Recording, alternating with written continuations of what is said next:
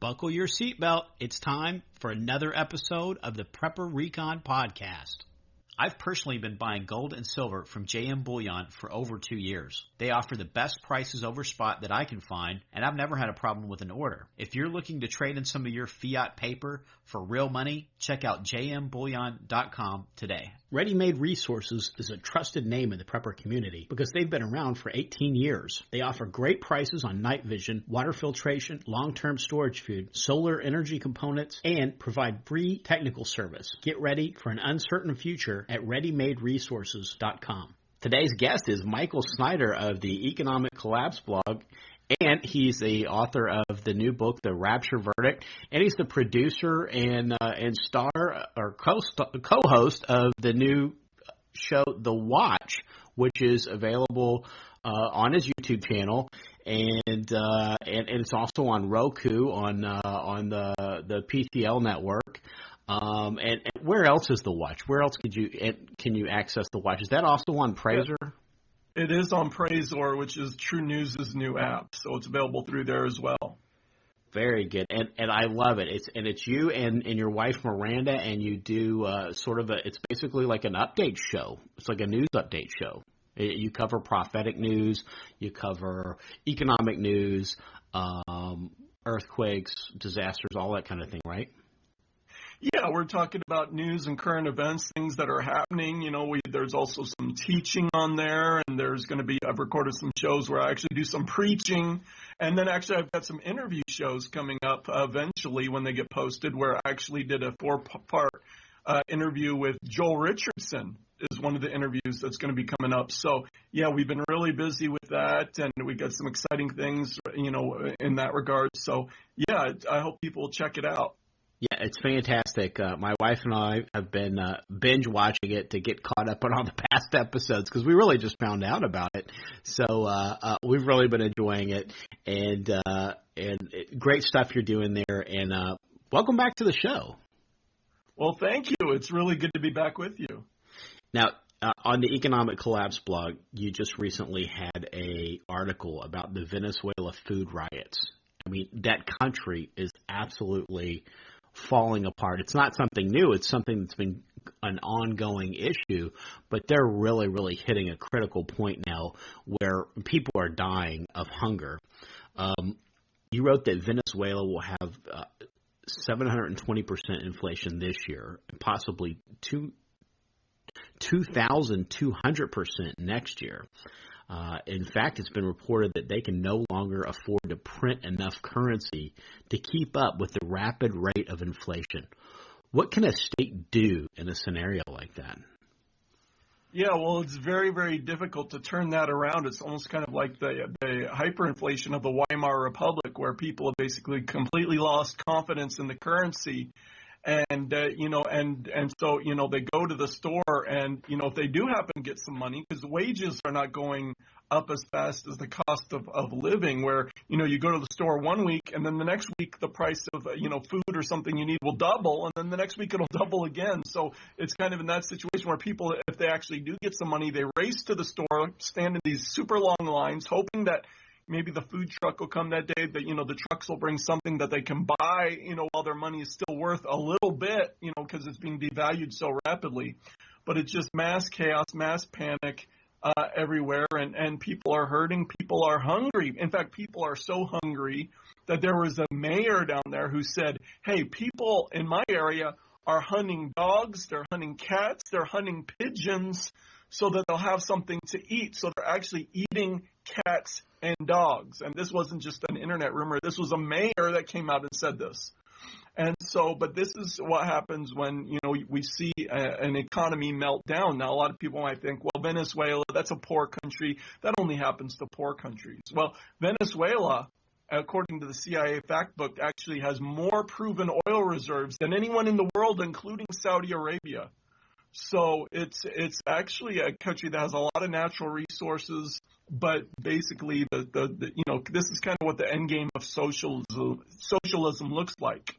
there's too much debt, and then they start printing their currency too much to try to manage that debt, and in an attempt to get their economy going, and just like it sounds like kind of what we've been doing to a degree, but basically it's total currency collapse. Their economy is it contracted by about 5%, over 5% last year. The IMF says, well, it's probably going to be about 8% this year. Full-blown economic depression. People are hurting, and so people are getting desperate because the stores are empty. Sometimes there'll be these huge long lines of hundreds or thousands of people. Sometimes it's thousands of people waiting at these stores, waiting for the trucks to show up where they can maybe get something for their family. And a lot of times the trucks will come, and sometimes the trucks won't come. They won't have anything, and people will just go crazy. They'll start becoming violent. They'll be looting. In fact, there have been 107 reported cases of mass looting in Venezuela so far this year. There have been more than 2,000 political protests. So it's basically the complete breakdown of a country. But I think it's very important for people to pay attention, because I believe that so much of what we're seeing in Venezuela right now is eventually coming to the United States. And so people need to get ready, including bartering. I wrote about this in one of my articles on End of the American Dream. I wrote about this yesterday, where people are bartering down in Venezuela, where now, to get what they need, they're exchanging things in their home. There's kind of a big black market for bartering. People are exchanging things for food, supplies, medical things they need. And so that's why I've always encouraged people. And, this is the Prepper Recon podcast. People into prepping, you just don't want to get things that you're going to need, but, it's good to stock up on barter items, things that you could exchange in the future for whatever you might need in an emergency type situation. Yeah, and you mentioned the lines, and I've seen lines that were reported to be up to a mile long. And I just watched a short BBC piece on Venezuela and the resource scarcity there. And a reporter filmed his day trying to buy 8 essential items like cornmeal, soap, oil, toilet paper. He had to get up at like 1 o'clock in the morning to go stand in line. And he got in one line to get a ticket to get into the next line of the first store that he went into. And he found a store that supposedly had the cornmeal. And he stood in the line. He spent several hours in that line and to find out that they didn't have the cornmeal at that store. And so then he got a text message. Social media is really big. That's how they're letting each other know what they've got at which store. At the end of the day, he gets home. It's really, really late at night. It's dark outside. He spent his entire day standing in line, and he's got like 4 of the items out of the 8 things that were on his list that were all basics, like I said, toilet paper and cornmeal and cooking oil. Could we ever see conditions like that in America? Oh, I very much believe that we could. When economy breaks down, especially. Our economy is starting to crumble and go, but especially if we get the economic conditions are accelerated by natural disasters or an EMP where the power grid goes down, anything of that. If the power grid goes down, people don't realize how incredibly vulnerable we are in that regard, where kind of instantly society would be transformed back into the 1800s, kind of almost instantly. A major volcanic eruption, a major earthquake like along the New Madrid Fault, a tsunami on either coast, or, there's all kinds of things. And then, of course, we've got, I believe we've got like a spirit of anger and civil unrest and violence rising in this nation. I think this election is going to bring a lot of that to the surface, where there's going to be so much anger and bitterness on both sides, and people hating Clinton, people hating Trump, and we've already seen violence at the Trump rallies. And so all these things are coming together and to start to create the conditions for what I believe is a perfect storm. And so, yeah, when the people lose confidence in the dollar, when especially, when things start becoming and it's not just the currency, when that starts to lose value, but if for whatever reason, whether natural disaster, civil unrest, martial law, war, EMP, so many things where all of a sudden the supplies of goods start to become restricted and there's less supply, but there's still the same amount of demand. That could create situations where there's long lines, where people can't get the things that they need. So all those things, in fact, I'm very, very much convinced that what we're seeing in Venezuela right now is coming to this country, and probably a lot sooner than most people would think. We're going to take a quick break, and we'll be right back. Katie Armor offers affordable body armor, including Level 3 trauma plates made of AR-500 steel. These plates can endure multiple rounds from pistols and rifles up to 7.62 NATO. Use coupon code PrepperRecon to get 10% off your entire order at katiearmor.com. That's CATI armor.com. Get prepared before disaster strikes. PrepperRecon.com offers MOLLE-compatible individual first aid kits for your home, auto, or bug-out bag. These kits have everything you need to address a traumatic injury, including an Israeli battle dressing, quick clot, EMT shears, suture kit, steri strips, tourniquet, tough strip bandages, and so much more. Kits are available in OD Green, Coyote, Black, and ACU. $99 includes shipping. Go to PrepperRecon.com and click the Store tab at the top of the home page. Order today before it's too late. We just passed the 3rd anniversary of the Prepper Recon podcast, and it couldn't have happened without you. To say thanks, I want to send you a free PDF copy of the 7-Step Survival Plan. It's a basic blueprint that will help you to prioritize your efforts and make sure you're not missing any important areas of prepping. To get your free copy, simply go to PrepperRecon.com and click the 7-Step Survival Plan free PDF banner that's directly under the menu bar at the top of the homepage. Thanks again for 3 great years of the Prepper Recon podcast. And is this the socialist utopia that Hillary and Bernie have in mind for the U.S.? Well, yeah, that's the funny thing. Here's Venezuela, here's the endgame of socialism. But, this is what Bernie Sanders is promoting. And if Bernie Sanders was, if the Democratic primary, the Democratic nominee had been decided by voters under the age of 30, Bernie Sanders would have won in a landslide. And he would win the general election overwhelmingly as well, because our young people have overwhelmingly started to move in that direction. In fact, there was a survey that recently came out that found that over 50% of all American adults under the age of 30 say that they reject capitalism. And so, the socialistic mindset, which, we see how it turns out in Venezuela, in North Korea, and, so many, in the Soviet Union, and so many of these failed regimes throughout history. And yet this is what our society is gravitating toward, and it's very frightening. And I watched another documentary on Venezuela, and the people are actually prohibited from buying in quantity. I don't think a lot of places they would even be able to. There's just not the supplies aren't there, like you mentioned. But it's legally prohibited from buying in quantity. It's legally they're not allowed to store food at home. Is that something you'd expect in America during a currency collapse? Yeah, well, during, not only just a currency collapse, but any type of national emergency, where the president has the power to essentially become a dictator. Presidents have always had emergency powers all the way from, the Civil War, World War I, World War II. But over time, these emergency powers have been strengthened, especially we had 9/11, then through the Bush administration, and then, even more during the Obama administration. So at this point, the legal framework has been created where if there was an emergency big enough, whatever type of emergency it was, basically the president could essentially declare himself a dictator and basically do whatever he wants. And that would include saying, okay, you're limited in terms of what you can buy at the store, if there's anything available. And potentially even, restricting what people could store in their own homes. But there comes a point when the time for preparation is over, and that point is already gone in Venezuela. We're always telling people, prepare, prepare, prepare. Well, in Venezuela, there's no more time to prepare. That is long gone. That's done. If people haven't prepared in Venezuela, they're too late. And so eventually it's going to become too late in this country too. And so that's why we're always telling people, prepare, prepare, prepare.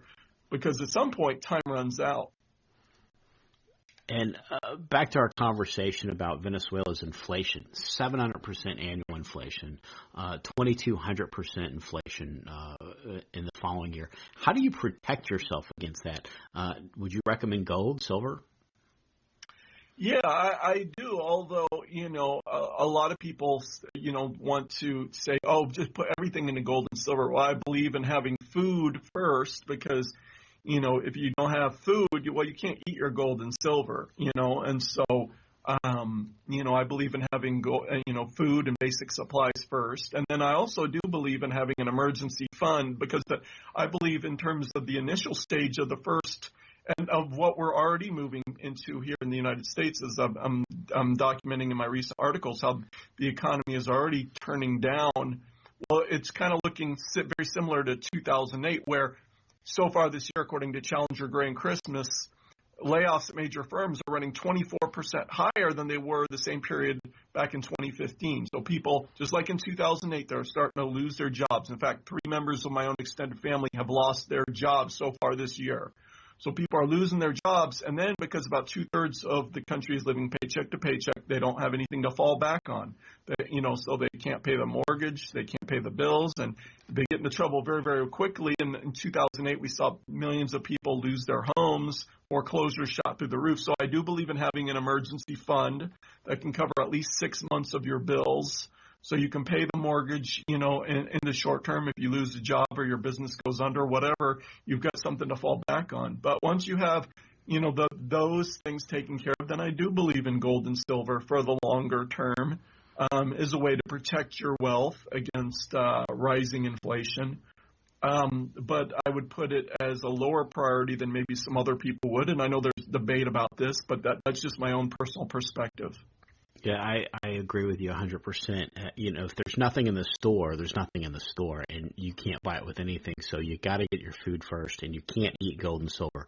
But let's say someone in Venezuela, if they'd been able to build up some wealth throughout their life, they could have preserved it through gold and silver. Unlike the Venezuelan paper currency that's worth less and less every day, gold and silver still have value, at least in the rest of the world, which Venezuela shares a fairly porous border with Colombia, so I'm sure if you had a little gold and silver, you could have bought just about anything you wanted in Colombia if you had a little plata, which isn't that telling that plata is the same word for silver and money in Spanish? Yeah, it's kind of funny, but all these things are predictable.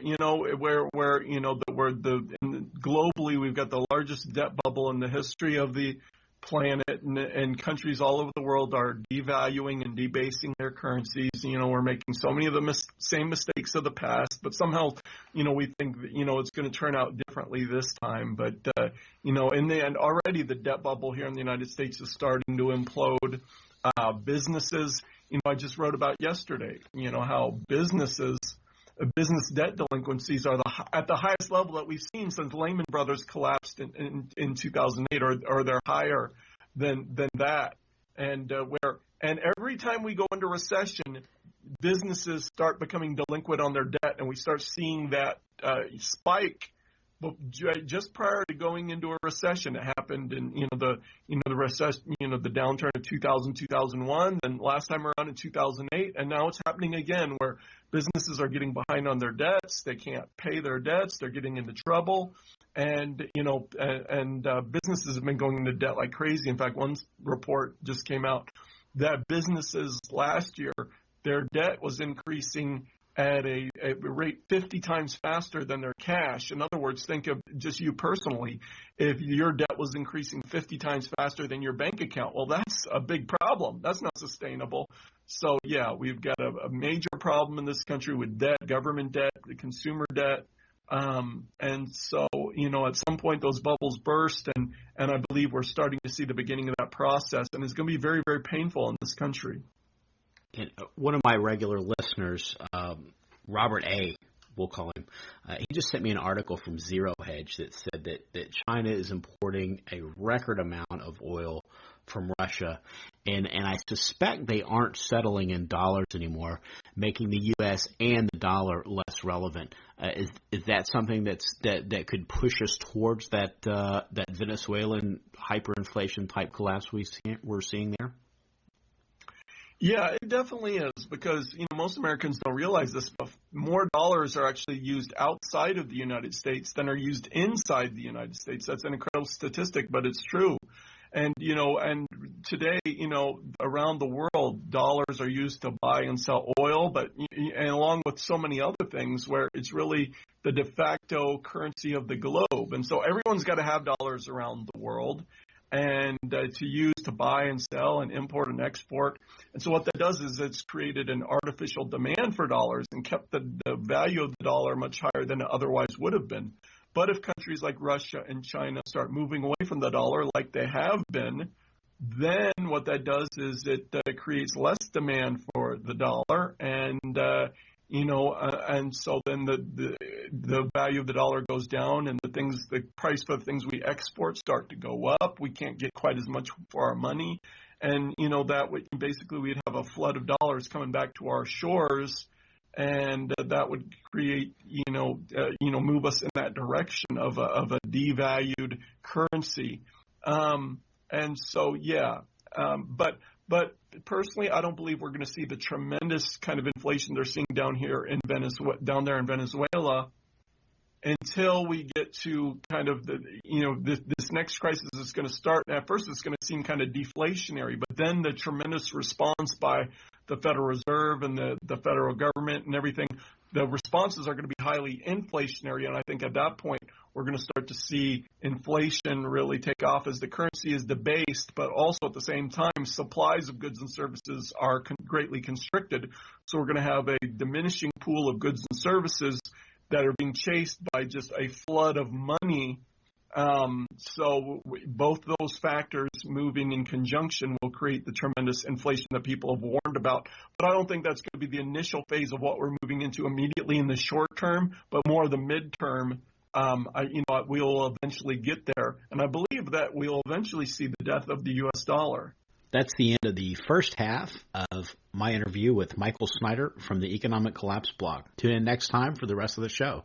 In 7 Cows, Ugly and Gaunt, Book 1, Behold Darkness and Sorrow, Daniel Walker begins having prophetic dreams about the judgment coming upon America for rejecting God's word. Through one of his dreams, Daniel learns of an imminent threat of an electromagnetic pulse attack, sending the country into a technological dark age. If they want to live, Daniel and his friends must focus on faith, wits, and preparation to be ready before the lights go out. Buy your copy of 7 Cows, Ugly and Gaunt, Book 1, Behold Darkness and Sorrow, by best-selling author Mark Goodwin, in paperback, Kindle, or audio edition from Amazon.com today.